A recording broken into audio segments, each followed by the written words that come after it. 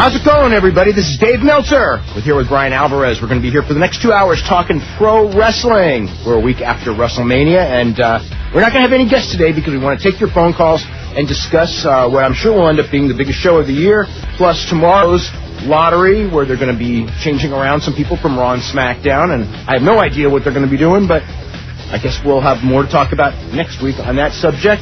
Of course, we can also talk about Brock Lesnar. Just a couple of days, Tuesday before, before WrestleMania, making it official. He's done with the WWE, and he is, in fact, done. Trying to go out for the NFL, but really trying to get out of WWE is a lot bigger of the story than him trying to go into the NFL. And Kurt Angle's injury, which, of course, the Lesnar thing led to the lottery because SmackDown didn't have enough heels. And just a lot of different things to talk about as well. Bryan, I guess we'll start with WrestleMania. What were your thoughts on the show? It was a really long show. That was my first thought, and I liked that it picked up at the end. I was a little disappointed for like the first half of the show because it was just, especially once the Cruiserweight Open came on, and I was sitting there thinking, you got a 4-hour show, and this match is like 8 minutes or whatever it got. And just totally rushed, so I was looking like this is going to be a depressing show. And then it completely picked up with the last couple of matches, except for the Undertaker. The Undertaker match wasn't so great either. The what? The Undertaker match wasn't so great. That was horrible. I thought that the last 7 minutes or 8 minutes of the show were out of this world. Yep.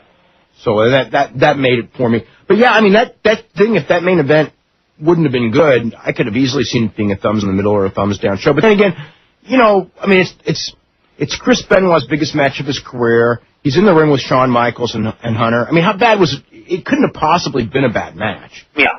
I mean, there's certain things that, you know, you can count on, and it's like, if you put Chris Benoit and Shawn Michaels in the ring, it can't be bad. Yeah. So.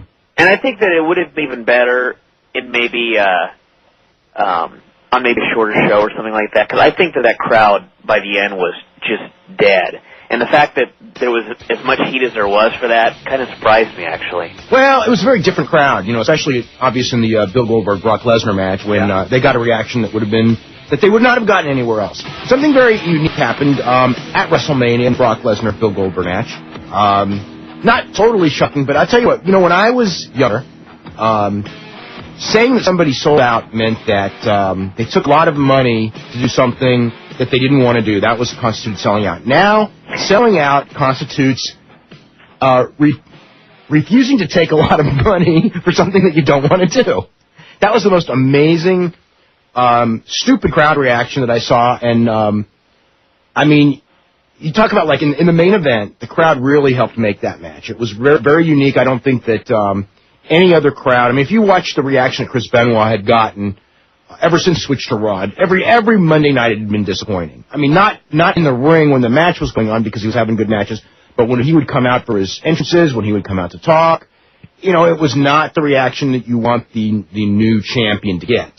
But at the Garden, at WrestleMania, it was exactly what you would want. They were booing Shawn Michaels, obviously they booed Triple H, and they made Chris Benoit out to be a big hero, which he would not have been anywhere else, except for probably in Canada, I think he would have as well. But in the Goldberg-Lesnar match, those guys had no prayer. And to make it, I don't know if it made it worse, I think that, like, you know, Bill Goldberg is the type that, you know, you do that to him, he's, like, laughed about it and just doesn't try as hard. And Brock Lesnar, I think that he just felt, like, so disrespected. Because he actually had worked hard ever since he got there, worked he's been seen in wrestling, and on the verge of being the best one. But, you know, whatever, he wasn't happy in wrestling, he walked out, or he said he would quit. And, you know, I expect he'll be back. Everyone expects he'll be back. But when he comes back, I think that, you know, I don't think he's going to be the same person as when he left. I think when it comes to, you know, like, loyalty to the fans, working with injuries, loyalty to the promotion, you know, because all the guys backstage were happy to see it. Shane McMahon was out there screaming, "You sold out," from the stands. I could see, like... I thought it was funny enough just reading about him being there in the stands, you know, just applauding certain things. Yeah, but I mean, the whole thing of, when he comes back and he goes and his knee's blown out and the doctor goes, you need surgery, I don't know that you work like 3 more months on it and wait, before you get the scope done. Yeah. Why? So, I think Ross was going to mention the rumors before that happened. Absolutely not. I think he felt... It was so funny watching it because it was like he was purposely trying to avoid it, and then the crowd just made such a huge deal out of it that it was like, well, I think... you all heard the rumors. I think that he felt that by not doing it, he would be... You know what I mean? How can you ignore that? Yeah. So, it was interesting, but, oh, my God. But, I don't know, Brian, if you were in that situation, what would you have done? If I were in the ring? If you were in the ring and you had a match laid out and you knew that there was no prayer, and because there was no prayer, you could do whatever you wanted. I mean, then again, I don't know that you would take it so personally. Well, that was what I was going to say was I think that, I mean, I don't know because it's never happened, but I think I would probably laugh. Yeah. Well, that's what Bill Goldberg did. Yeah. I can't see myself, like, getting upset or anything like that just because I would find it so stupid. Yeah. So. Let's see. Prediction for a week from Friday, Tito Ortiz or Chuck Liddell? Oh, man. What's funny is, like, a year ago I really cared. And now it's like, well, they're fighting. It's like it's happened after, they've both lost and they, it was avoided for so long and everything like that now it's really like, it doesn't even make much of a difference to me. But if I had to pick one, I would pick Tito. I agree. I think what's going to happen, I think that he's going to win it in the later rounds, even though it's only a 3-round match, because I think that Liddell will get tired first. Yeah. I think Liddell will probably come out pretty strong. And then, because the one thing I've noticed in the recent fights with Randy Couture and with Quentin Jackson is that Liddell gets tired, whereas Tito was totally dominated by Randy Couture, but he didn't get tired. He just got dominated. He just got tired of being beaten up. Yeah. Boy, that's another one he couldn't handle that well either. That's another issue. Kurt Angle not having surgery. They were really scared that could be it for him when he called in on, I guess it was Monday morning. It was Monday morning after WrestleMania and said that his fingers were numb and he was going to the doctor. But not so bad. We'll be back wrestling. His career's not over.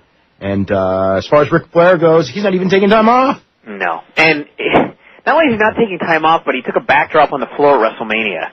Well, he was, I understand that, but on the floor? I know, it was nuts. Nobody else did. No. And I mean, he's the one with a broken neck and 55 years old. Yep. No, he was just, I don't know. That was an amazing match, I thought, just because of just the Ric Flair-Rock interaction, because I believe they'd only wrestled each other once, which was a Greensboro match, and it was when Flair was having major health problems and couldn't do a thing.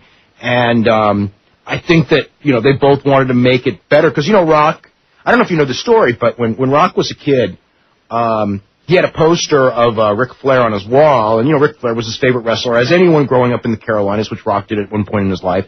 He grew up everywhere. But, and he had the poster on his wall, and he signed it, and he just goes, when I grow up, if I can't be like my dad, I want to be like Ric Flair.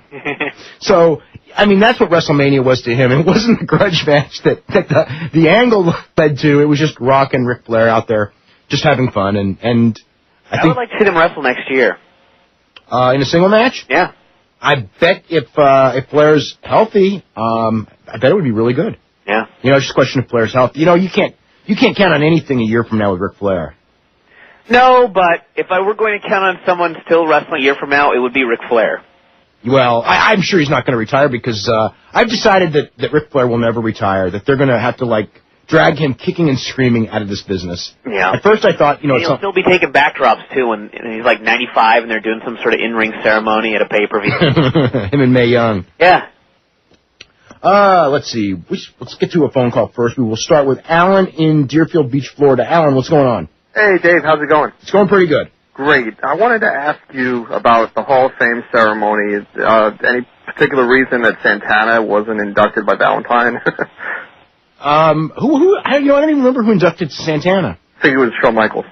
Was it? Oh, okay. I didn't even remember. I know, Jimmy Hart inducted Valentine. I mean, is Valentine close with Santana? Because I heard rumors and stuff. Oh, I have no idea. I know they worked a lot against each other. I don't know if they're friends or not. No. Okay. And also wanted to ask you, I heard rumors about Lesnar in the locker room. I mean, that a lot of guys turned against him. Is that true?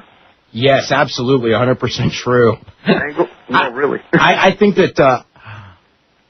No way. I've even like had one wrestler even emailed me Really? some very immature stuff about that. About Angle.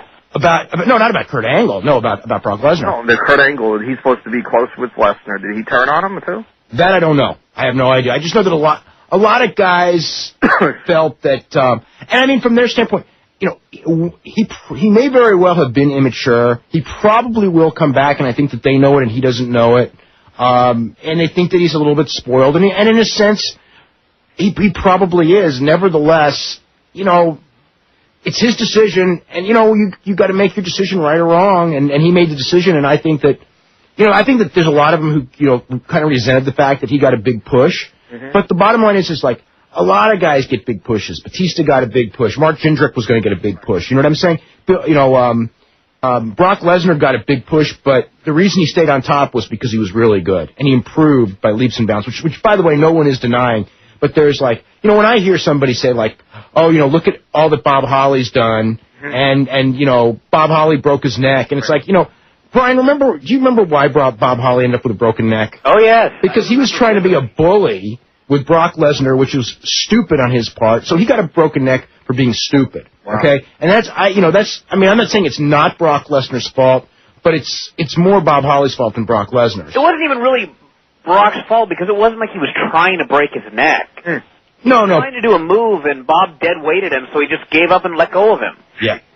What about Goldberg? Did he leave? Or? Goldberg's gone for now, yeah. Well, I mean, his contract's expired. His contract's expired, and he hasn't signed a new contract. He negotiating, or you don't know? Oh, yeah. Yeah, they are. Oh, so he's coming back? I mean, if they sign, he'll come back. I mean, he hasn't committed one way or the other. He's talking to friends, and he hasn't decided. I would be shocked if he were not back at some point. One last thing. I'm sure he'll be back at some point. I don't want to say sure. I have a pretty good idea he'll be back at some point. Yeah, one last thing real quick, or you go on the break or whatever. Yeah. About Hulk Hogan. Is he coming back to WWE, and why wasn't he invited to WrestleMania? Is there still heat with him and McMahon? I think that is a little game they were playing. I think they felt they didn't need him, and they wanted to make sure to show him that they didn't need him. I mean, there's always going to be heat with them, and if they can make money, they'll drop their heat. That's just the nature of Hogan and Vince. It'll be like that forever. Thank you. Brian's also been very busy doing a book on the life and death of WCW, and what have you learned from your book, which is pretty much almost done?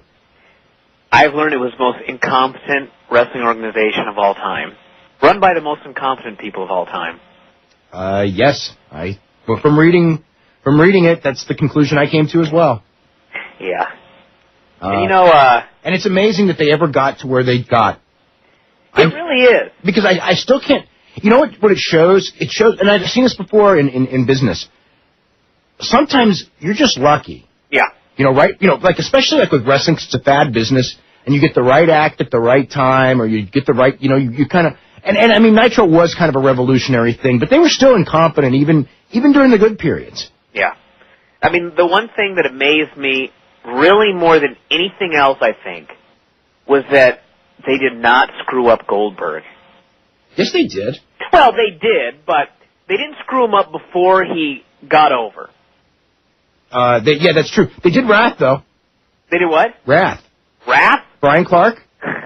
Well, yeah. They did that. Seriously, when I was writing about Sid's win streak when they were trying to do the Goldberg deal with him, and that was so funny though.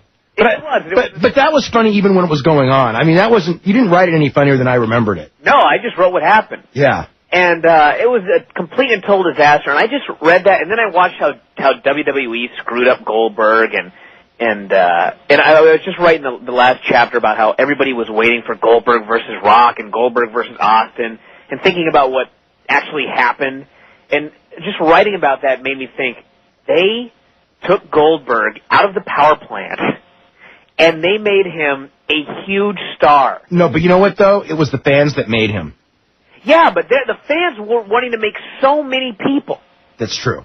And yeah, but Goldberg got over more than anybody else. Because, I mean, it's the same thing I see sort of in a sense with Eddie Guerrero, in that yeah, you can go and credit WWE for putting the belt on Eddie Guerrero, but, me and you recognized it before they did. Yeah. But this was like, there were so many people trying so hard to kill Goldberg. Yeah. And they finally did. Yeah. But it took so long that it's really amazing to me that he got as big as he did before they finally got him. Yeah. Anything special in Figure 4 this week? Well, actually we have some things planned. The Pride thing tonight, the Pride show tonight, which I don't even think we've mentioned yet. Yeah. But we'll do a review of that. And also a review of the big Ohio Valley show. I got a tape of the 2-hour special. So. Oh, yeah, I wrote about that already. Yep, those that enjoy Ohio Valley, or don't know anything about Ohio Valley and want to know the next people to come up, well, this is the review to read. Yeah. This week's Observer, tons of stuff. What I'm not exactly sure of all of it because some of it's going to be happening tomorrow night. We'll be talking about the lottery. Of course, talking about the USA Today article, which really didn't make much of a splash. I don't know that anything can because it's all been said. Yeah. But anyway, I wrote a lot about that with a lot of stuff that actually hasn't been said on that subject, which was pretty hard, being that I've been writing about it for, God, it seems like my whole life. Yeah. Certainly a lot since '97. But anyway, let's go to... But anyway, for information on how to get either the Observer or Figure 4, you can go to www.wrestlingobserver.com. There's info on how to subscribe to both publications. Get specials as well that are going on this week. We're going to go to Mitch in Berkeley. Mitch, what's going on? Hey, how are you guys? Doing really good. I was disappointed with Wrestlemania. Were you really? Well, I mean, I could see where you'd be disappointed with some of it. I felt that the main event was good, but it didn't totally blow me away. I think I was really waiting for that blow-away match, and I was with you. The last 10 minutes of that were fantastic, but I think I needed another 10 minutes of kind of over-the-top drama, bloody high spots to really make me feel like I got my money's worth. I was happy with the with the Christian and Y2J match, and I was happy with the main event. Other than that, I just wasn't that excited about the show. Mm-hmm. I don't know. I mean, so obviously there were matches that were rushed, but I just can't knock a show that has the 4 good matches that this one had, even though, I mean, there's things I would have changed, and believe me, if it's up to me, I will not, I think they should not do so many video features. Save them for, like, the top 4 matches on the show, because I was so sick of video features by the time, those top matches were coming on. Did you also feel like, as I did, that having it in an arena again as opposed to a large venue kind of cheapened the idea of WrestleMania? Nah, not really. Didn't? No, and they're going to do that again next year. I mean, no, it's not, especially not when it's Madison Square Garden. No, I can't. What if it's the Staples Center in 2005? Well, that's the decision. That was an odd decision, I have to admit. I think the decision is that for buy rate, you get more. Is dependent on how much mainstream publicity you get, and in New York and LA, you're going to get more mainstream publicity than Seattle. And I think that the thing was they sold 54,000 tickets in Seattle, but the buy rate wasn't so good. And their feeling is that they need that mainstream pub, and if it's not New York, and you can't go to New York every year, so LA's the next best place, and LA doesn't have a dome, so that's the best place for it. It's either Anaheim Pond or what about the outdoor arena? Yeah, right. Try again. Say that all in all, like star rating, like what would you guys give the main event for Mania if you had to out of 5 stars? 4 3/4. I think I gave 4.5. What? You loved it. Loved the end of it. Yeah.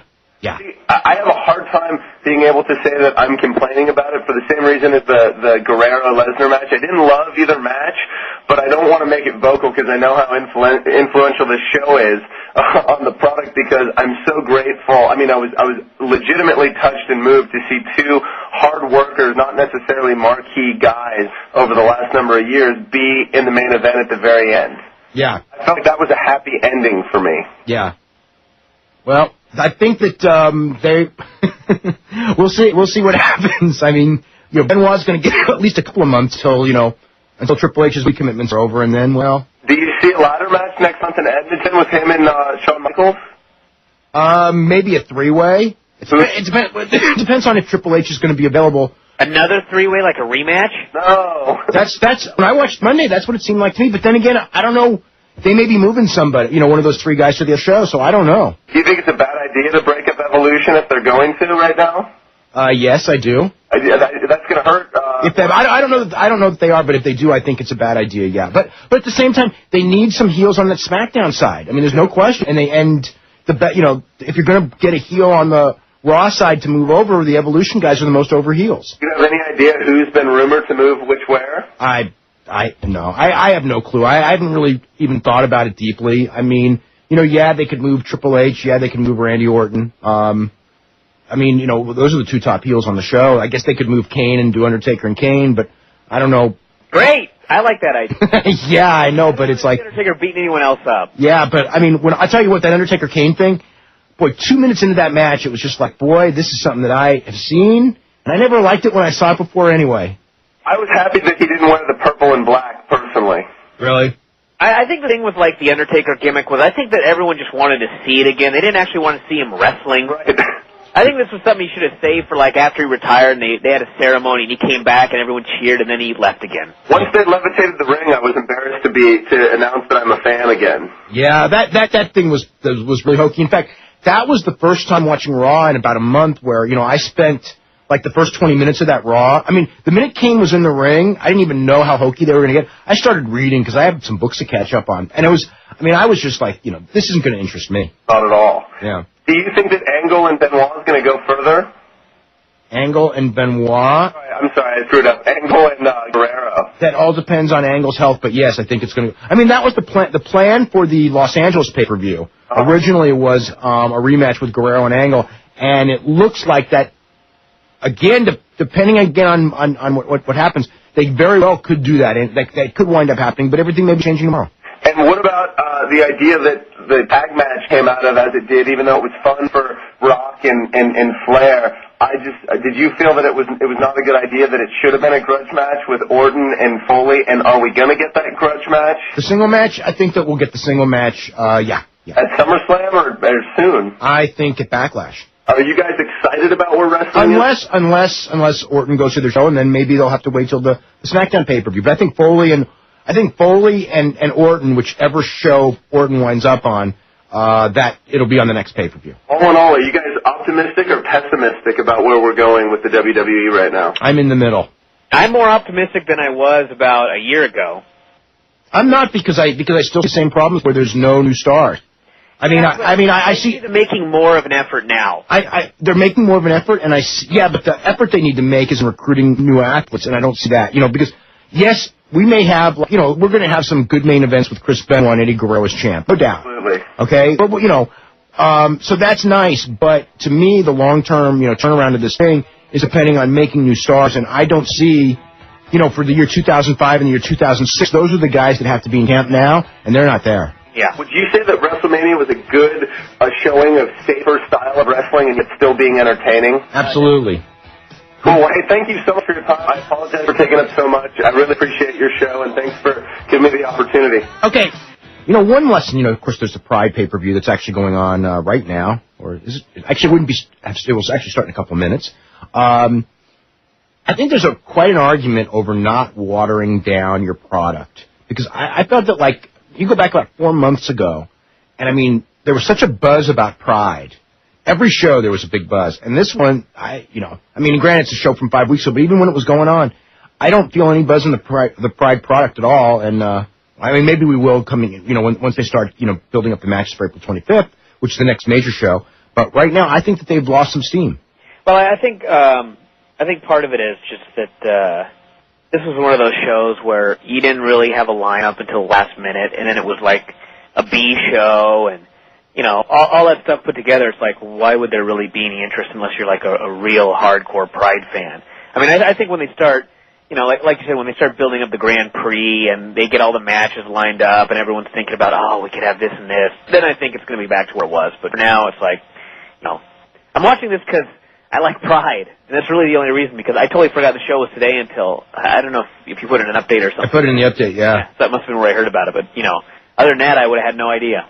Well, but I think that's one of the problems right there is that, why water down? And the other thing is and this is the thing of Pride, and this is the difference between Pride and UFC.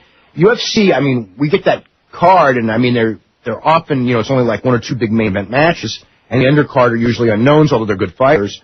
But with Pride, I mean, when you're putting that card together in the last week or two, I don't think you're getting the guys at their best against each other because they're not prepared. I think it's more of a crapshoot, really. Yeah. And there's a lot of, I think you can get more upsets in Pride only because, guys are thrown in with no notice and they haven't trained. I mean, and that's actually typical of a lot of the Japanese stuff. It's very WCW-ish as far as, figuring stuff out at the last minute when this stuff really should be figured out a month ahead.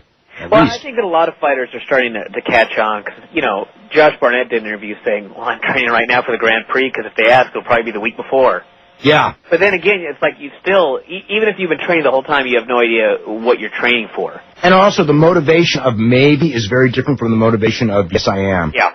And so much of what a lot of people, when they analyze fights and things like that, I mean, one thing I've noticed, is people, I'm not trying to say that I'm like an expert, but I guess when you read the internet and stuff, you feel like an expert compared to the people that are posting, right? But, I mean, a lot of it, as far as like what happens in these fights, is not necessarily indicative of over who the better fighter is, but who was prepared and things like that. Like the Royce Gracie Yoshida fight, the New Year's Eve fight, okay? I mean, people are trying to say that is indicative that jiu-jitsu is better than judo or something like that. And all it was Royce Gracie trained really, really hard and he was in shape.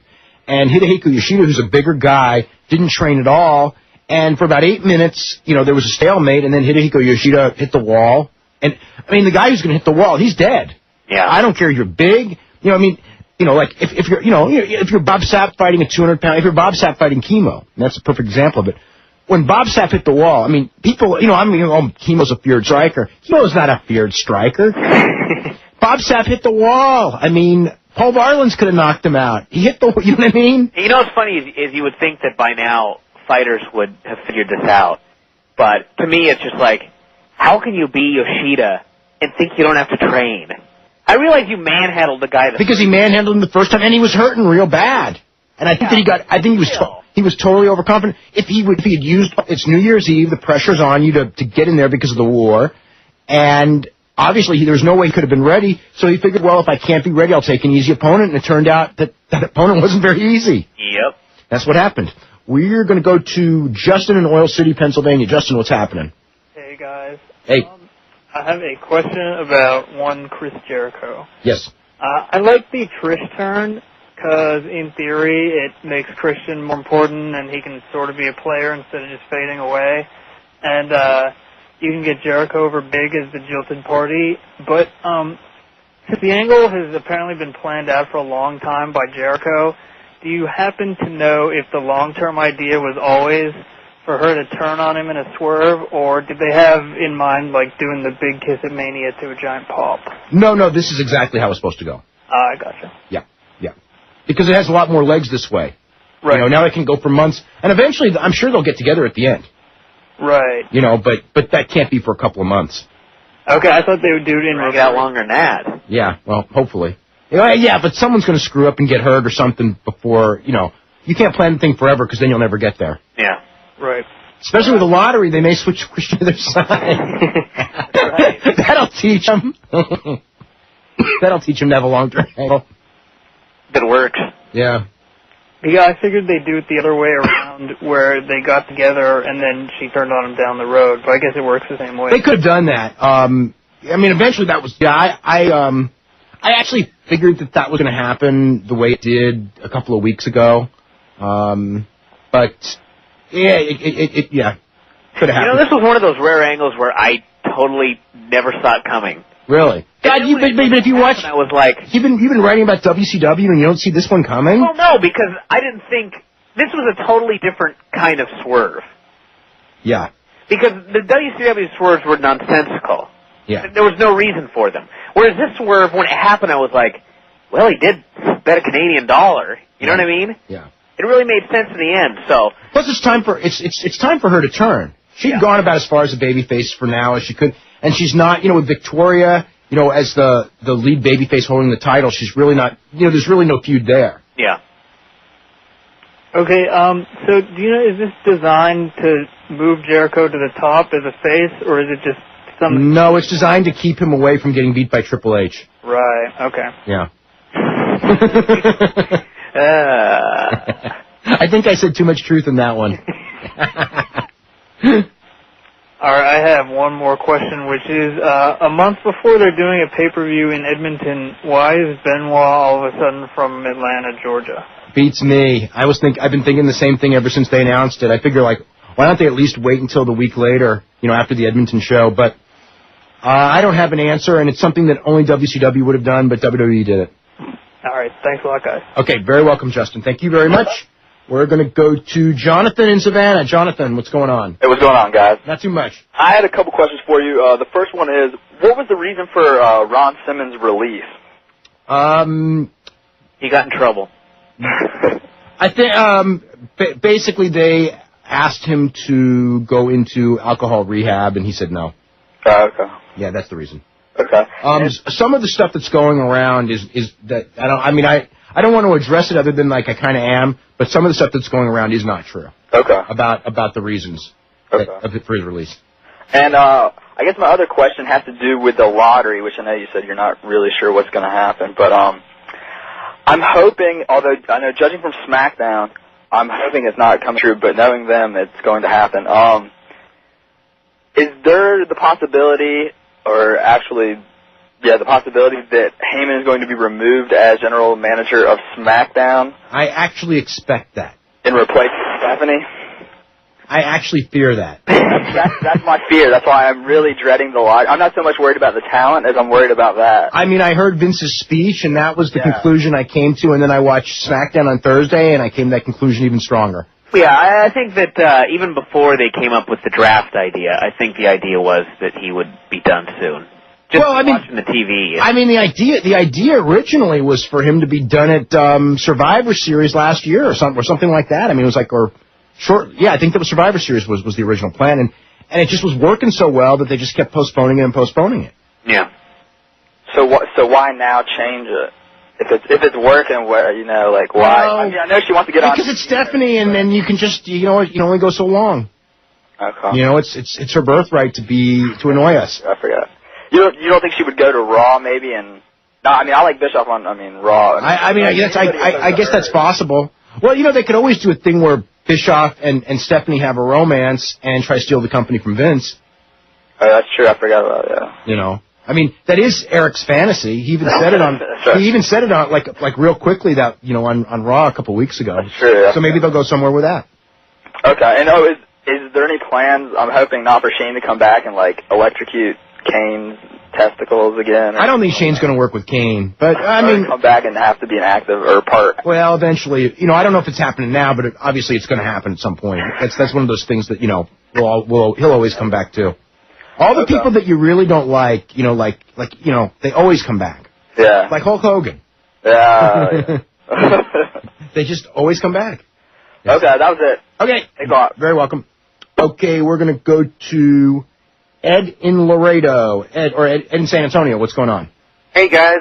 First off, I want to say I really enjoyed WrestleMania. Never in my wildest dreams did I think that I would see Chris Benoit and Eddie Guerrero celebrating with the world titles and the biggest night of wrestling and probably the biggest arena for wrestling. I mean, it was just unreal. I couldn't believe it. It was a really great moment in wrestling, and I hope people appreciate that because knowing Vince, we may never see something like that again.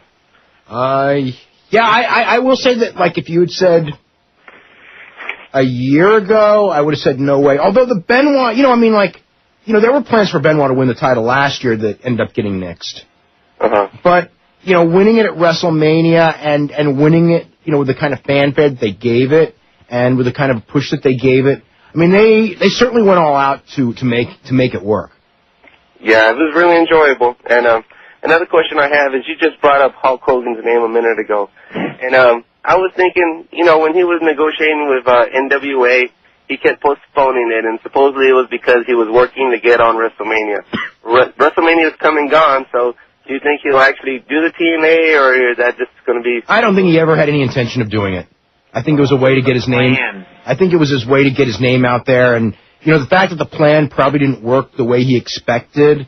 he's going to go to the asylum? I don't think that he would ever do that. The thing is, there were so many opportunities for him to even do something like a phone interview. He never even did that. Yeah. He did nothing. Yeah. Well, he did. He did cut that promo that they were still running as of a few weeks ago. Which one? They kind of, don't forget to watch TNA. They played on the Barker channels. Oh, how about that? I never saw that one. Oh yeah, he did. He did a few things. That's nice. Yeah. He hit Jericho with a guitar in Japan. Jericho hit him with a guitar. Yeah. Oh, that's right. Yeah, he let that happen. And one real quick question: are they going to put that Hall of Fame ceremony on DVD? Because I really enjoyed Confidential last night. Yes, and I missed. Oh, it was good. I missed Confidential. What happened? Oh, it was incredible. They had like maybe about 10, 15 minutes just on the inductions. They had more of them talking. They showed Bobby Heenan cracking some jokes, Foley cracking some jokes, and just them talking about each other. It was. Can you imagine? I mean, I've been watching that Confidential. It's been horrible every week. And this is the one I miss. Yeah, it was really good. You should try and get a tape of it, Dave. And thanks for taking my call, guys. Go to Mills, Maryland, and Ken. Ken, what's going on? Nothing too much. How you guys doing? Doing really good. Hey, what have you guys heard about possibly the ECW or WCW, coming back more or less? I know one of the last callers mentioned something about Heyman getting fired from SmackDown. Could he be heading that back up just to give competition to SmackDown and Raw? I mean, it's possible. I'm sure everything's been talked about. I don't see it because they don't have enough talent really right now, or marquee talent to do two brands. So how can you water it down for a third? I mean, like, who would you use? I mean, if I would picture it being like in the Velocity time slot with a bunch of the guys that you don't necessarily want to get rid of, but don't do anything with. Okay, like a bunch of Tommy Dreamers and stuff. Yeah, I mean. Okay, so then bring back Tommy Dreamer if he could still wrestle, you know. Okay, but then what do you do with them? Like, do they wrestle on Raw? Do they wrestle on SmackDown? No, they wrestle on Velocity. There you go. What's the point? I don't know what the point would be then. More of an extreme type, because ever since WCW got bought out by Vince, the storylines have gone downhill severely. They need some competition. They need something a little bit more. But that'd be their own competition. It'd be their own writers. Their own writers are going to give only the worst ideas to the. You know what I mean? It would just be Velocity with a new name. Yeah, but I think that there might be something to Velocity with a new name. Okay, but that's all it would be Velocity with a new name. Yeah. And then it'll be no priority, and they won't. They're just gonna. If they have a good idea, they're going to put it on Raw or SmackDown, and they're going to just send it out. I mean, you saw what happened to Spanky and those guys. Yeah. I mean, it's an excuse to use Paul London with another name, but I mean, yeah, they could change the name to ECW, but I don't see it. I don't see where it would mean anything. So anyway, thanks a lot. Okay, you're very welcome. We are at our hourly break. We will be back right after this. I don't know. Any other books coming up? Any other books?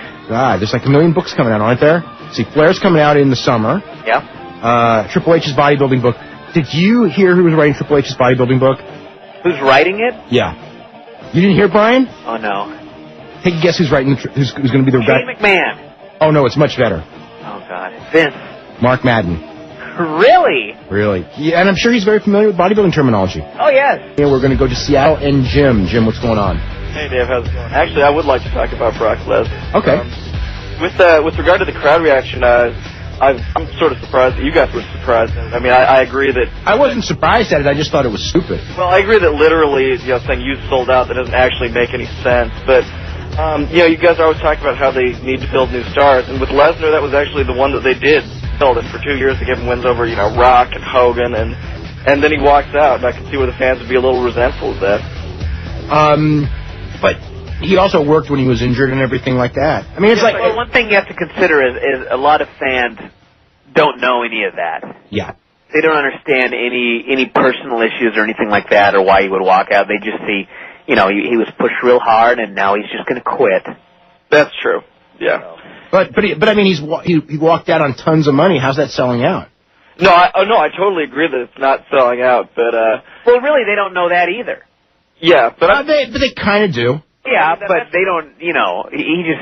I mean, if it was it's one thing. It's one thing if he was like selling out to make more money doing porn. You know what I'm saying? Yeah. It's like he was selling out to make far less money or probably no money. I agree that the use of that chant doesn't make any sense, but I think booing him, I'm not surprised by that at all. I don't think. Well, they were going to boo no matter what. And that was a terrible match too. So.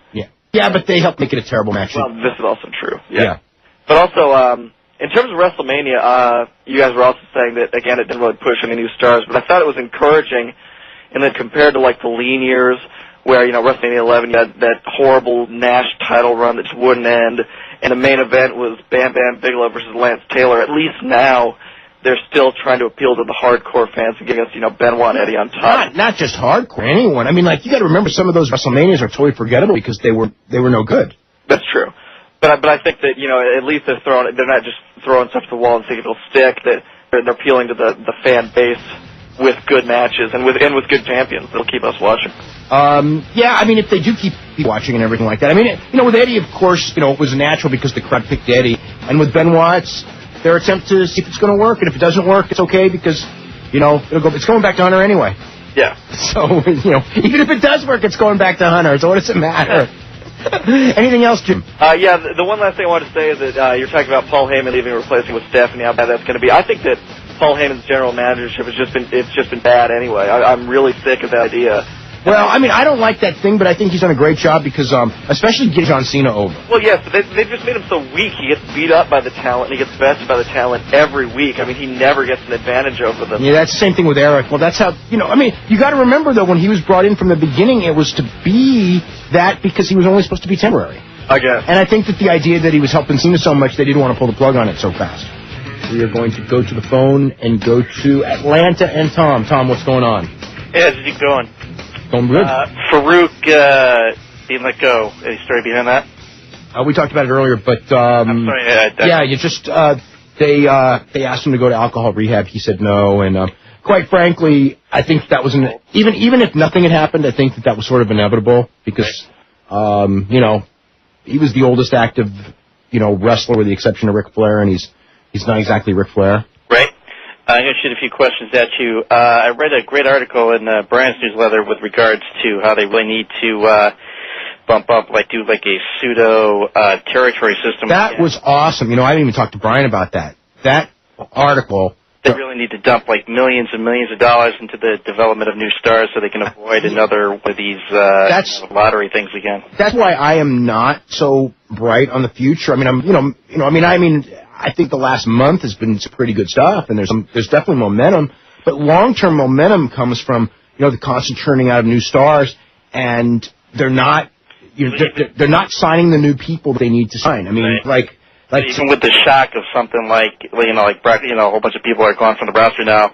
You don't think the writers are like, oh my God, we have nobody to really build. You know, Well, you can try to build guys, and maybe someone will even, you know, you never know. Someone might even, you know, catch on. Right. But I'm looking at developmental, and I don't see what I saw 2 years ago. Right. If they didn't have that 2 years ago class with John Cena and Brock Lesnar and Randy Orton, they would be sunk now. Sunk. Yeah.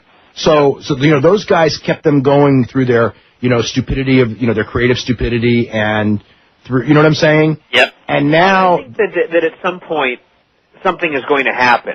But the point of the article that I wrote was that it should be happening now, and it should have been happening like a year ago. It should have been 2 years ago. But I really don't think that they'll ever totally sink, because I think that when things really get very bad for them, they do something about it. And I think that that's going to happen here, but the problem is it's going to be too late. But the thing is that, Brian, you and I have seen it. How come they don't see it? And we've seen it for a while. Well, they always learn the hard way. I mean, remember when they cut back Les Thatcher's territory, and they cut the developmental budget in half, and it was just like, you know, that was where you don't cut. Yeah. But that's where they cut. I don't really have an answer, except I think it's kind of like, even I'm going back to WCW again, but even when it was dying, there were people in the company that knew everything that was wrong, but they had no say, they had no power. And I think that, you know, there are people in WWE that realize exactly what they have to do, and this is stupid to be cutting the budget there, but they have no say. There's nothing that... Okay, well, I know. Well, the only guy who has say is Vince. How come Vince doesn't see it? Vince is not, you know, by any stretch of the imagination, Vince is not a dumb person. No. And to me, this one's simple. I think that... I think Vince doesn't realize, you know, he spent, you know, his whole life, I can create stars because they had all these territories making guys for him. He doesn't. He's going to have to do it. He's going to have to create a territorial system or a developmental system. And Ohio Valley is a graduation place. Ohio Valley is good, but Ohio Valley is by no means enough. No, and here's what I really think that, like you were talking in your update today about how they're recruiting at the NCAA tournament or wherever it is, wherever it's going on this week. Yeah, the NCAA tournament. I don't follow sports. It ended yesterday. But I think that part of it might be that even though they've called up some guys that have made it like Brock and so on and so forth, they've also called up a lot of John Heidenreichs that we knew should not have been called up, but they got called up anyway, and they totally flopped. And maybe Vince is looking at this like, okay, we need more Brock Lesnar's, thinking that he was an NCAA star, that's why he made it. Not anything that happened to him, not the fact that he's a freak or the fact that he got great training or anything like that. Perhaps he's like, well, he was an NCAA star, so let's go get more NCAA stars and try and make... Well, that's Jim Ross's thing has always been college football players and college wrestlers. Yeah, and they've had some success with that, so I think that's... It's not... Maybe that's their training ground right now. If you're going to go and look at history, and you look at what the guys on top now and what the guys on top historically have had, the college football and the college wrestling is historically a pretty good... you know what I mean? Good place to recruit. Yeah. But the point is that there really hasn't been, you know, like, again, you know, when you had the year where you had your Brock Lesnar and had Shelton Benjamin, you had Randy Orton, John Cena, all those guys coming through, but we haven't had another crop like that come through. We haven't had anyone, not, you know, let alone I've just named 4 guys, and there's a lot more. There hasn't really been anyone that's come through. I mean, the guys that they have there in Ohio Valley are Johnny Jeter, who went there on his own, who would never, you know, I mean, he has a developmental deal now because he worked really hard and did good. Magnus, who also went on his own. I mean, we don't have any, you know, before we had like an NCAA champion, we had a couple of Olympic hopefuls, we had a couple of other All-Americans, you know. And I think that's why they're recruiting there. Because if you look at the class... Yeah, but I mean, the point is we don't have anyone like that in the camp right now, except there's the one guy, I forget his name, guy was named Ashley, who hasn't made TV yet. He's the only one he's the only one from that kind of a background that's in the camp right now. Yeah, and they're recruiting at the NCAA Dealey Bob this weekend, right? Hopefully. So I think that's where Vince sees his future, because if you look at the class you just talked about, you have Brock and Angle, who were amateur, and then you have, like, Randy Orton, who was the son of a famous wrestler. Yeah, and also a good age group amateur. Yeah, and I think that they're looking at those guys, and they're not looking at the Ohio Valley aspect of it. They're looking at either the amateur aspect or the fact that his dad was a wrestler and his grandfather, blah, blah, blah, blah. And I think they actually see Cena as, like, a guy that just happened to pick it up quickly in training. When in reality, it was the training that helped all those guys. Yeah. Like, their background helped and everything like that, but if you'd have taken Randy Orton and sent him to a normal, like any other wrestling school in the nation... He wouldn't have made it. No. No, wouldn't have made it. Look at David Flair. Yeah, David Flair went to OVW. Didn't say him, did it? No, it didn't. Okay. Yeah. Can I give you one quick question? Yes. I finally got the Ric Flair DVD, and he said Barry Windham was probably among the most underrated performers ever. I was wondering if you agreed, and what's he doing today? Barry Windham at his peak was awesome. I mean, just a fantastic wrestler, but Barry Windham did not have the dedication. No, it's funny. He didn't have the dedication to be the top guy. He had the talent to be the top guy and then some. I mean, he was far, far more talented than Ric Flair, but, you know, Ric Flair had far more drive than Barry Windham, and that's why Ric Flair is Ric Flair and Barry Windham is Barry Windham. Barry Windham is wrestling very little. I almost never see his name. I know he went on a Japan tour for IWA a couple months back, and I think he's living in Georgia, but I'm not sure what else is going on with him. But, I mean, with his name and his rep in the business, if he had anything left, somebody would be doing something with him. And the fact, I mean, I saw him in Major League Wrestling, and boy, he had nothing when I saw him. Right. All right, gentlemen, have a good night. Okay, very welcome, Tom. Let's go to Alan in San Antonio. Alan, what's going on? Hey, man, how you guys doing? Doing really good. Want to say thanks for the call, and I love y'all's show, and I was impressed with Mania the second time that I saw it. I watched it the day after and thought the ending was awesome with Guerrero and Benoit. Mm-hmm. This whole trade thing, though, I think is kind of cool because I have been bored with wrestling since Survivor Series. Well, they had to shake it up. Totally. Yeah, because they had this, you know, the same crew going against the same guys for too long. To me, well, I was always more of you know, like I liked the idea of two crews, but I didn't like this delineation, especially when it was a Raw SmackDown thing. Right. Where, you know, guys, because I was afraid of, you get the same matches over and over again, and, you know, you just, it's going to get stale. And then, which is what happened, yeah. The thing, though, kind of, I don't know if ironic's the right word for it, but with Brock bowing out now, and then them having this shake-up and no real heels, kind of left at a strange time, where he could have probably been re-pushed as a bigger star. Do you agree with that?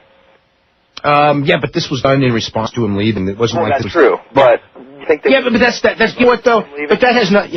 I don't think the push is that big of a deal. I mean, it's part of it. I expected this would happen to Brock before it ever happened, as far as... Traveling in a band before, and I mean, it's a grueling schedule. It's a grueling schedule, and also you've got to look at a guy... He's number one at everything he's done since 1998, basically. And it's hard to be removed when you've worked so hard, and it's, you know, pro wrestling's a very weird business. Yeah. And it's not even that, but, you know, it's like he's got his own personal life issues. You know, his schedule's tough, and well, he's pretty much accomplished everything he can. He's headlined Mania. He's been the champion. He's headlined Mania. And he's made money. He's made money, yeah. So he's been a celebrity, and he's done really good for himself. Yeah, and maybe he wants to try pro football. And, you know, and more. I kind of feel bad for the guy as far as everyone booing him, because I had no reason to booing him, and I already knew. Well, he's a heel. I didn't mind, you know, people booing him. That was... I'm sorry, not booing him. But I mean, they disrespected him. There's a difference. Yeah. I could have seen it if WCW was around and they offered, you know, double his salary or something, and everyone knew. But that's not the case. Yeah. And one other question. What is Vader doing? Because last time I had read on your site he was going to do shoot fighting. He got hurt. He got hurt training for shoot fighting, and he's under contract to Pride for shoot fights and wrestling matches. Oh, really? Yeah. And that's it? That's all I've heard of him, yeah. Okay. Well, I appreciate you taking the call. You know, one thing that we haven't talked about, as far as on an international basis, is New Japan, the New Japan television show, which has been a 1-hour show since 1972, and I've been watching it pretty much weekly since, I would say, about 1982. So that's 22 years now. It's being moved to 30 minutes, and even though there've been some bad shows and there've been some good shows over the last year, but I don't know. I just think that's a real big deal that you know, underreported, just kind of like the end of an era. Yeah. You know, kind of like the death of WCW Saturday Night. You know, which disappeared a lot quieter than this. That's for sure. It was like one morning everyone tuned in and it wasn't on. Yeah. I was, reading your stuff. You know, the other one, I mean, reading about some of those pay-per-views where they would, like, say, have a $90,000 first day before they ever, like, started the hype for the show, and then they end up with $97,000 with, you know, like 5 weeks of television hype, you know, on 2 shows for 2 hours, and like, you know, 7,000 tickets at the prices they were charging then would be like, you know, 300 tickets. Yeah. You know, they spend like a month of hype on television to sell 300 tickets. Yeah. I mean, is that pathetic, or is that pathetic? It's almost... It almost is like you think that it would take talent to be able to be that bad. I couldn't do it. Like, how could you write 2 hours of television 4 hours, because they had Thunder. Yeah. Although Thunder's probably negative 2 hours when you actually watch shows. And when it was over, like, you would convince almost nobody in the entire of the 5 million or 3 million people, whatever they're watching the show, you convince nobody to buy your pay-per-view. Well, no, it's to buy tickets to the show. I mean, but almost nobody was buying the pay-per-views by then either. No, it was down to .10 or .11. Yeah, that's unbelievable too. Yeah. Then again, the TNA. Well, the TNA is a lot lower than that. And yeah, but TNA doesn't have 4 hours of first-run TV every week. It has no TV. For free in prime time. Yeah. TNA had a good show Wednesday night, though, I thought. Jeff Jarrett and Chris Harris matched. Jeff Jarrett's fighting Latin Lover right at this moment, probably. Oh, that's right. Yeah. Yeah, at El Toreo. I wonder if they'll show footage of it. They certainly should. They got a big angle planned where they bloody up Antonio Pena. Oh. Yeah, it's the big one. I'd be terrified to do that personally. Yeah. I was thinking that watching that match, was Benoit or Hunter biting Shawn Michaels' cut? I don't know, actually. Somebody was biting somebody's cut, and I was just going like, I will not bite Shawn Michaels' cut. You know, that's it's out of the question. Well, these days, you know. It's out of the question. Maybe 4 years ago that would have been really scary, but... No, I know. I'm not saying that he's done anything bad in years. I'm just saying it's out of the question. Because... Bite anyone's cut. Yeah, but Shawn Michaels, with what, you know, what he did in his life... Yeah. You know, I mean, oh my God. you know. Anyway, let's go to Shiloh and Salem, Oregon. Shiloh, what's going on? How you doing, guys? Doing really good. All right, Wrestlemania. I thought it was a good show, but the length of it, just a little bit overboard. And well, they wanted to do something for $50. You know what I mean? I can justify paying $50 for WrestleMania, even if it's a 3-hour show. Well, they also wanted to get, you know, from their perspective, they also, you know, and you know, they also wanted to get as many guys on the show. Obviously, as you could tell, it was 4-way tag match and a 10-man cruiserweight match. Horrible. Yeah, that was where it kind of works against you trying to be nice or whatever it is that you're trying to be. You know, I mean, every WrestleMania's had those battle royals and things like that, you know, just to get guys, you know, the payday. Is tag team wrestling dead? It looked it. Yeah, the tag team belts on both sides are dead. Yeah. It's sad. It's horrible. You know, one of the reasons why the tag team belts are dead is because the Carters win them. Because exactly. Because the top guys. You know what kills belts is when your top guys like Hunter and Undertaker feel that this belt is beneath them. Because like in the old days, let's just go with Florida Championship Wrestling in the 70s. Okay. Yeah. All right. The top guy, Jack Briscoe. Okay. Dusty Rhodes. You know, like. Even, you know, like the Florida title and the Southern title were not beneath them. Every title, you know, the Brass Knucks title wasn't beneath them. The tag team title wasn't beneath them. All the belts meant something. Now, I mean, could you imagine, like, you know, Hunter challenging for the Intercontinental? Well, obviously you can't because he was going to be given the Intercontinental, turned it down. And that's why, you know, the Intercontinental, did anyone even care that, you know, who the champion? You know something, though? But back in the day, Hogan never went for the Intercontinental title.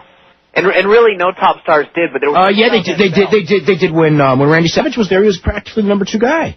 Yeah, they were still pushed as the number 2 guy, but it was still like. Okay, Hogan didn't go for it, but Hogan was the only one who didn't. Warrior and Hogan, because I guess Warrior. Yeah, but Warrior held it though. Yeah, Warrior held it on his way up, and you know, it was like Bret Hart and Roddy Piper were feuding on it. Right, you know, Roddy Piper was a top guy. Yeah. You know, I mean, up through the early '90s. I mean, by the mid '90s, yeah, you know, then it kind of.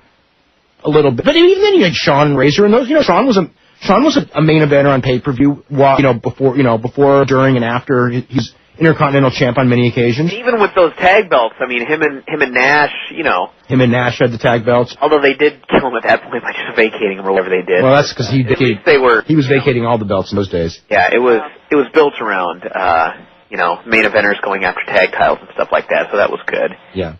Another couple questions. Ron Simmons, can we expect to see him in TNA? I don't think so.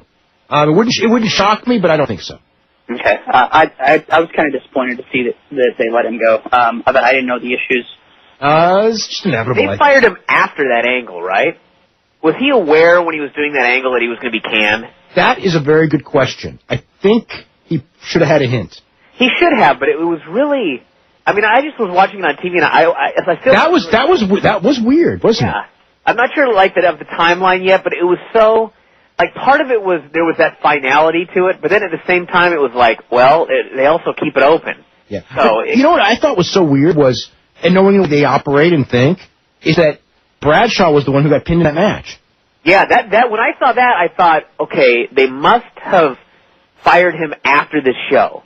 Because why would he not have done the job? Right, because they have to get their pound of flesh on you on the way out. That's like their just... Yeah. I mean, it's just like Vince's need. You know what I mean? Yeah, but how weird would it be, like, if they had no intention of firing him to do a firing angle? And then decide to fire him the next day? Yeah, and decide to fire him. I somehow think that they knew I don't know that he knew, but they knew. Maybe that was the deal to make him do the angle was, you're obviously not being fired because Bradshaw did the job. But if you're a veteran in the business, you know how the WWE works. If he's refusing to get treatment for alcohol, he's got to know he's on his way out. But that could have come up after they did the match. True. Yeah, I don't know what the timeline of that is either. I don't think it did though. Well, I mean, because in their mind, I don't think there's any question that when they wrote that show, you know, whatever day they wrote that show, which might have been after Mania, so it might have been a Monday, they knew that he was done. Yeah. Because when I read the spoilers on Tuesday night when I read the spoilers right after the show was over, I knew he was done, even though it wasn't until the next day that I was actually told he was done. So I think that they, you know, I don't know. I didn't know why he was done, but I just because, you know, him being done has been something that's been talked about for months anyway. Yeah. You know, I mean, you know, I think the only reason he lasted as long as he did was just because, you know, they kind of have a soft spot in their heart for him and Bradshaw. You know, I mean, because they haven't really done anything in God knows how long. A couple more questions. Are we going to see the Hall of Fame disappear next year? I think that it's going to be an annual thing because I think that now that Vince has gotten, you know, to be 58 years old, I think that it's something that he kind of like. I think he likes to look to the past, which before, you know, he never did. So I think that it's going to be a regular thing. I was really impressed with how they dealt with it on the show. It was almost classier than some of the old WCW stuff when they did their Hall of Fame. I wish they would have let some guys talk, especially with the talkers that they had out there. You know. Does the New York crowd just hate Jesse Ventura, or is it the whole country in general? Right, the Trump thing was stupid. I don't think they gave him a big ovation when he said he was going to run for president. Okay, because I guess I read somewhere that it didn't come off to me at home watching it on pay-per-view that he got a bad reception, but I had heard elsewhere that he got a bad reception live. It was only for the Trump thing. It wasn't for. When they announced Jesse Ventura, he got one of the biggest pops. I think he got as big a pop as anyone, actually. I would definitely like to see him run for president in 2008, but. Oh boy. That would make for some. It'll be fun for me, but I'm not sure. I'm not sure if that's a good reason to run for president. Bryan, when can we expect to see a book on WCW hit the market? I think October is when it's coming out. That's going to be great. I can't wait to read it. I can't wait to be done writing it. I can't wait for you to write the final epilogue.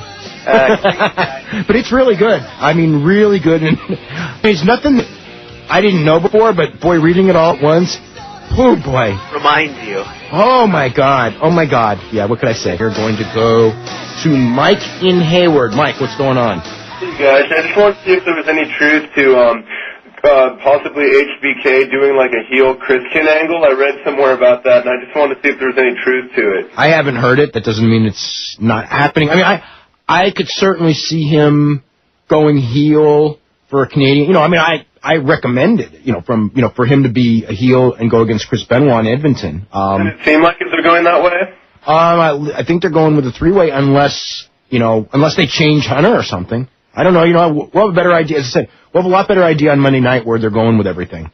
And where can I find the footage of HBK Flair Madison Square Garden, like December house show? Do they have any footage of that? They didn't tape it. I know that there's a bootleg tape, or there is a tape. WWE didn't tape it? WWE didn't tape it. No, they didn't. But why? What were they thinking? I heard it was fantastic. It wasn't. I've seen it. It wasn't fantastic. Mm-hmm. It was. I mean, it was nothing compared to what happened at the match at the Garden last weekend at WrestleMania. It was way better than that. That was my next question. Will we ever get to see the post-match celebration with Benoit? Oh, you mean after that? Oh, probably on a Benoit DVD, sure. Okay. Maybe the Mania DVD, because I think they got a ton of stuff planned for that already. Yeah. It might be on the Mania DVD as well. And where do you guys think that this last WrestleMania stands, like, within the great pay-per-views? The ones that come to my mind are SummerSlam 02, Mania 01, Great American Bash 89. Where does WrestleMania 20 stand regarding those big shows? I don't know. When it was over and Jim Ross was screaming about it being like the greatest WrestleMania ever, my first thought was, no, it's not. And I thought it was a very good show, but I didn't have the feeling that I just watched, like, When Worlds Collide or WrestleMania 17. Like, when those shows were over, it was like, one of the Bash 89. When those shows were over, it was like, man, this is one of the best shows I've ever seen. I did not have that feeling when this show was over. When this show was over, I had a feeling I saw a pretty darn good WrestleMania. I mean, it's probably, I would say in the top 5 of the WrestleManias. I guess I haven't, tried to rank them, but I would think it'd be in the top percentage of the WrestleManias. But top shows of all time, I wouldn't say so. I don't know, Bryan, what do you think? As far as, no. Okay. One of the best WrestleManias, but, I mean, we were talking about earlier, if it was not for that main event, I don't think anybody would really ever remember the show after next week. Yeah, I mean, when it was, going into that main event, I was going I knew Benoit and Michaels were going to save it and everything, and I knew it was going to end up as a thumbs up, but I was thumbs in the middle going into the main event. So, I mean, to me, your greatest shows of all time, they're thumbs up even if the main event's a dud. If you could look at, When Worlds Collide or something like that, I mean, my God, every match is great. This one, there were plenty of matches. More than half of the matches weren't good. Besides the matches, the shows that we've already mentioned, what are some of the greatest, pay-per-views of all time that stand out for you guys? Calgary Stampede, Calgary Stampede. Yeah, every match was great on that one, or good. Insane. Yeah. There were so many good WWE ones. I like during in 2000 and stuff when you had like Kurt Angle and Rock, and then you had Jericho and Benoit. You had like all that talent up and down the show. Oh yeah, like I think it was No Mercy or something in 2001 where there was that Hunter Austin 2 out of 3, and then it had the Angle Rock match. The Hunter Austin 2 out of 3, wasn't that in Vegas? Yeah, I think it was. I think it was a No Mercy. It was something right before Mania. That was like maybe a No Way. I don't know if they called it No Way Out that year or not. They probably did. And I mean, and there was the one, the pay-per-view where, what was it? Where, I just remember like these pay-per-views, when all these guys were kind of like really, really hot around 2000, where it was just like every pay-per-view was great because you had just so much talent up and down the show. And I didn't see this card. There were too many matches that were just thrown on there just to give guys a payday and not given time to develop to where, I don't think this card would be in the top, 10 WWE pay-per-views of all time. I mean, it was easy thumbs up, but there were a lot of, there have been, 90% thumbs up shows, and I don't think this was one of them. At this point, should we just take wrestling as like good moments as opposed to like rating good feuds from start to finish? Well, are we ever going to get a great feud from start to finish? I'm sure we will, but it'll probably have to take the guys themselves to lay it out because I don't think the writers are coming up with them.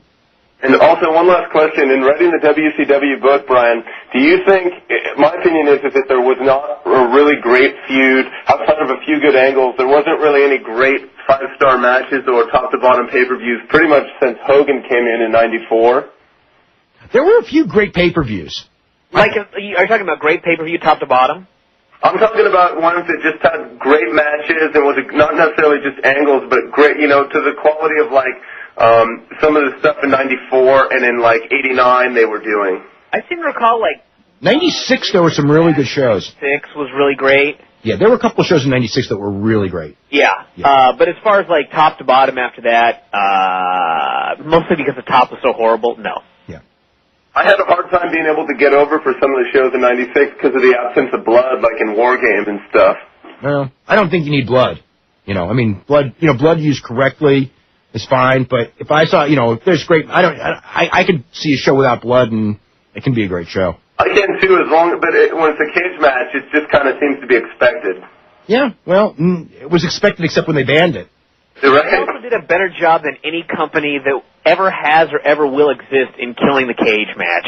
Oh my God! But then you know what? WWE did the same thing. Not to this degree. No, okay, granted, but they did some stupid things with the cage, and the cage was big in WWE in the 70s and 80s. Yeah. And they, in the 90s, they did some stuff when Russo was there, as a matter of fact. But even before Russo, I remember some really fluky cage matches. That's all I got. Thanks, you guys. Okay, very welcome. We're going to go to... I laugh my ass off on TNA when Russo goes, to make sure there's no interference, we're going to have the biggest cage anyone's ever seen next week. God, they had some giant cages in WCW that meant nothing. Every cage match you've ever booked in your whole life. Yeah. Let's go to Kyle in St. Paul. Kyle, what's happening? Hey, guys. How you doing today? I first off want to disagree with Dave with something you said last hour about Pride and diluting their shows. Yes. I don't think it hurts so much because they got to get these B-level guys some experience, some actual in-ring experience, and they might as well use the Pride name and hope to sell 10,000 tickets compared to calling it, Shudo Ease or whatever else they could come up with. Yeah, but I think it dilutes the Pride name. I mean, maybe because they call it Bushido or something that maybe people see it as, okay, it is a B show. Yeah, I mean, the people in Japan definitely know what they're getting, and then in America, nothing they've ever done really shows that they want to make a lot of money here anyways, so... They don't know how to make money here, and I don't know how they can make money here anyway either. Yeah, I mean, if UFC got big, they can go as the second UFC and try and get some buys that way. But they have a stronger product than UFC. It's just, and they have a stronger product for American audiences than UFC, but they're in Japan, and I think that just kills them. Yeah, I mean, that's the thing, is it's tape delayed, and people can't understand the Japanese audience not going nuts when a guy's getting, punched in the face or having a different reaction, and the quiet. That just doesn't translate unless you know what's going on. Yeah. I gotta say, though, WrestleMania Live, I absolutely loved it being there in Madison Square Garden. I'm sure a lot of that's just the experience of actually being there, because, the show was kind of dull. I think in the end what really killed it were the Goldberg-Lesnar match and the Undertaker-Kane match, just because the crowd was so super hot for those guys to come out. I mean, Goldberg was mega over, and then the matches didn't deliver, and I think that's what quieted down the crowd more than the length of the show itself. Mm-hmm. So that definitely, I'm sure, didn't help. Yeah.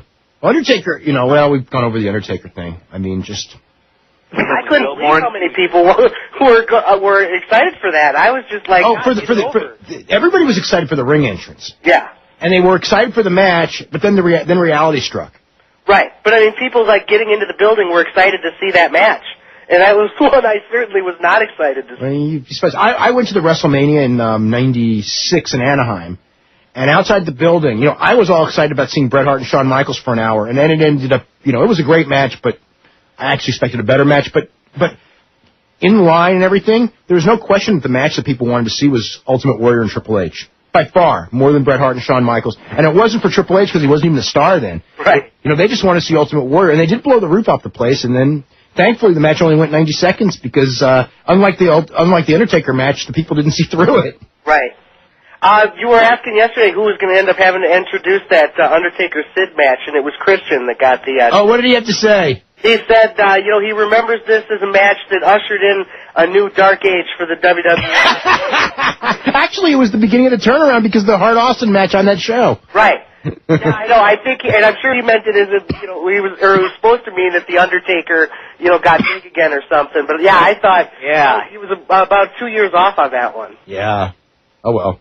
And then two quick things on something caller said while I'm on hold. First off, being from Minnesota, I can tell you, and I absolutely promise you this: you do not want Jesse Ventura as your president. I didn't want him as president. I just, as far as I want to see him run. Running is totally different because running could be entertaining. Right. Oh, and it would even be entertaining having him as president. I mean, I can tell you this. Oh, it'd be entertaining, but but you don't want it. No, you don't want it for your government. Trust me.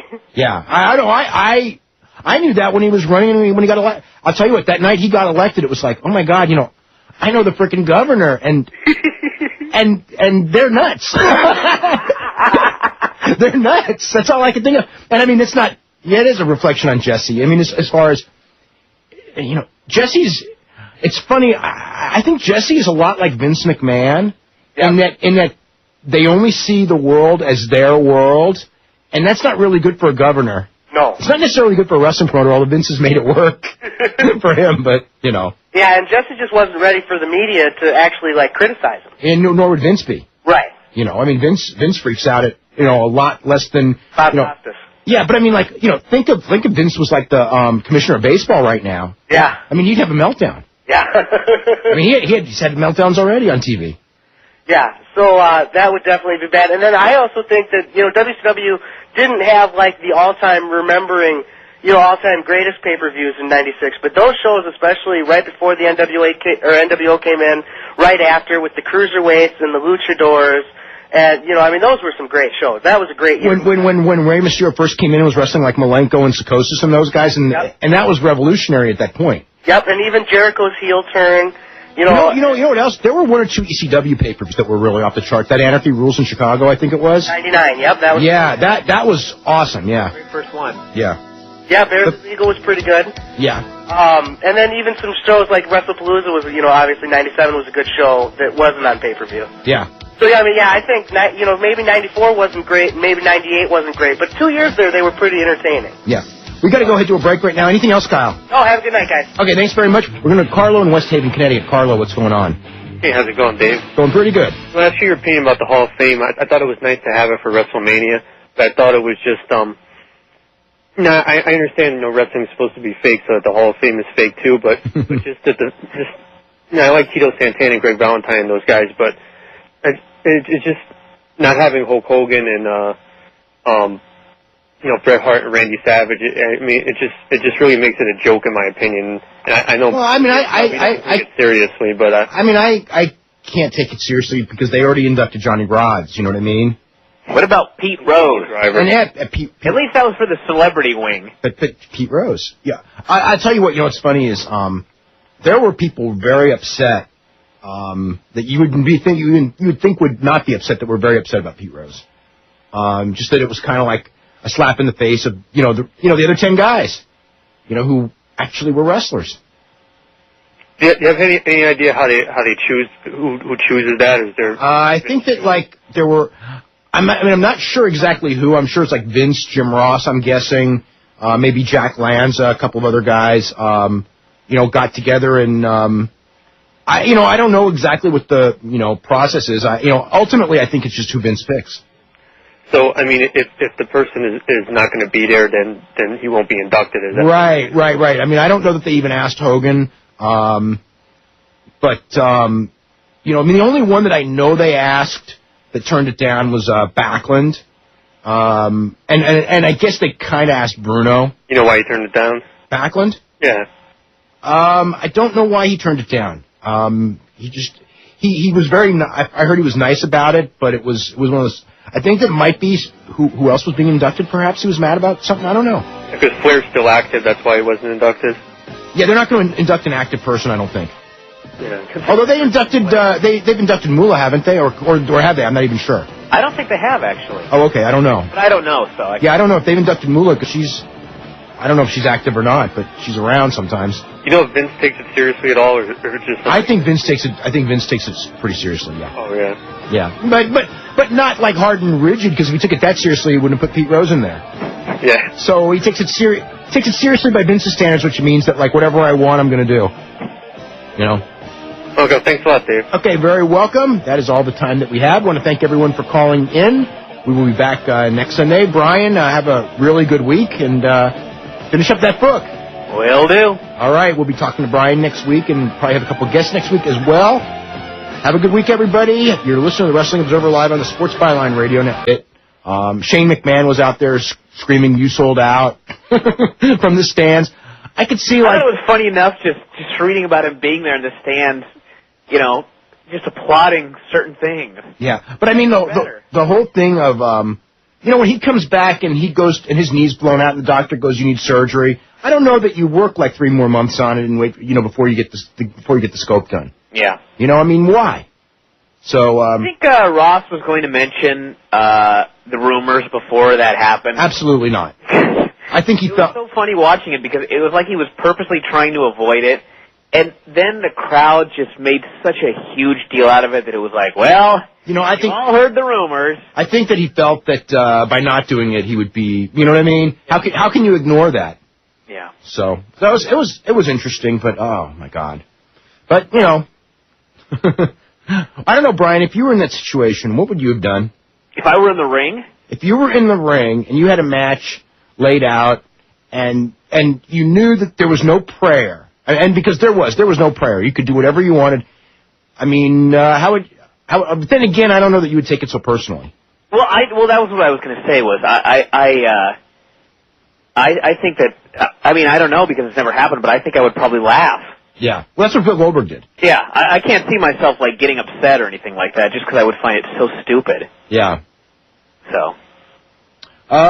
Let's see. Prediction for a week from Friday: Tito Ortiz or Chuck Liddell? Oh man, what's funny is like a year ago I really cared, and now it's like, well, they're fighting. It's like it's happened after they've both lost and they it was avoided for so long and everything like that. But now it's really like it doesn't even make much of a difference to me. But if I had to pick one, I would pick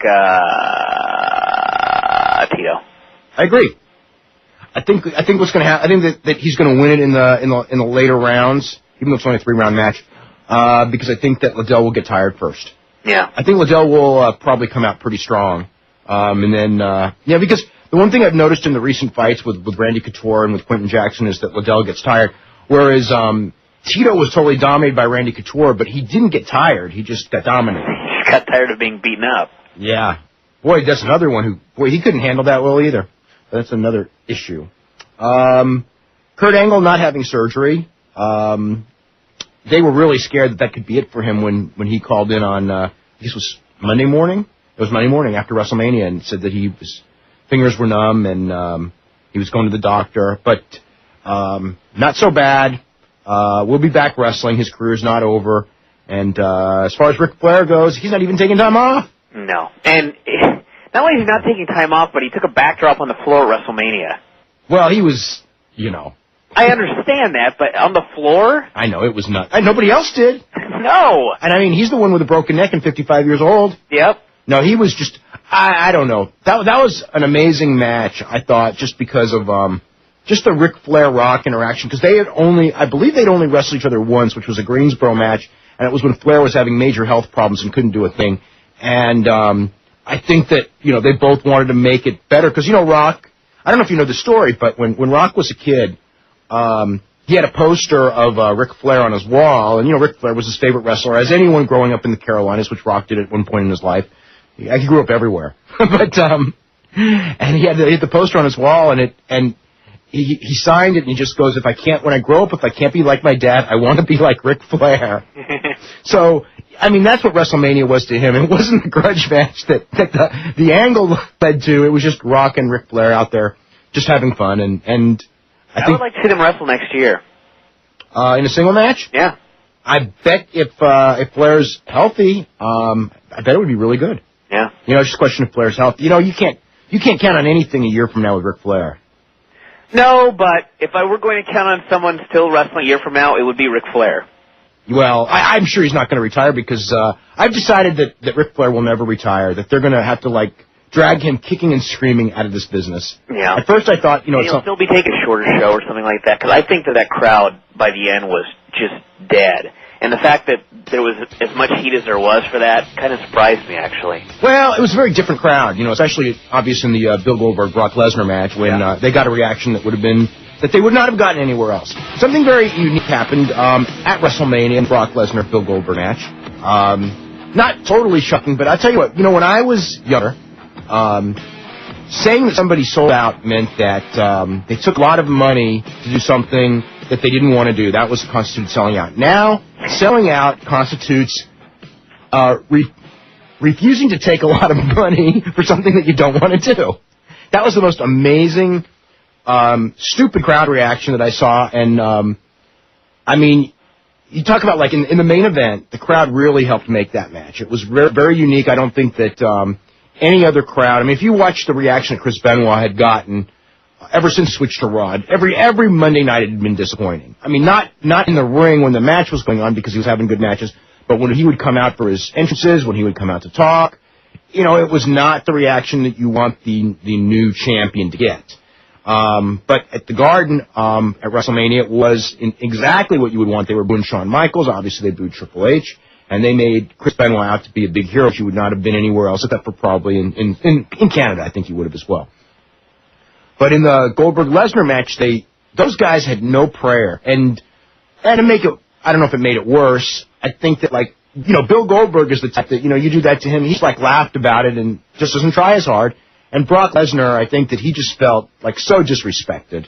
Because he actually had worked hard ever since he got there, worked he's been seen in wrestling, and on the verge of being the best one. But, whatever, he wasn't happy in wrestling, he walked out, or he said he would quit. And, I expect he'll be back. Everyone expects he'll be back.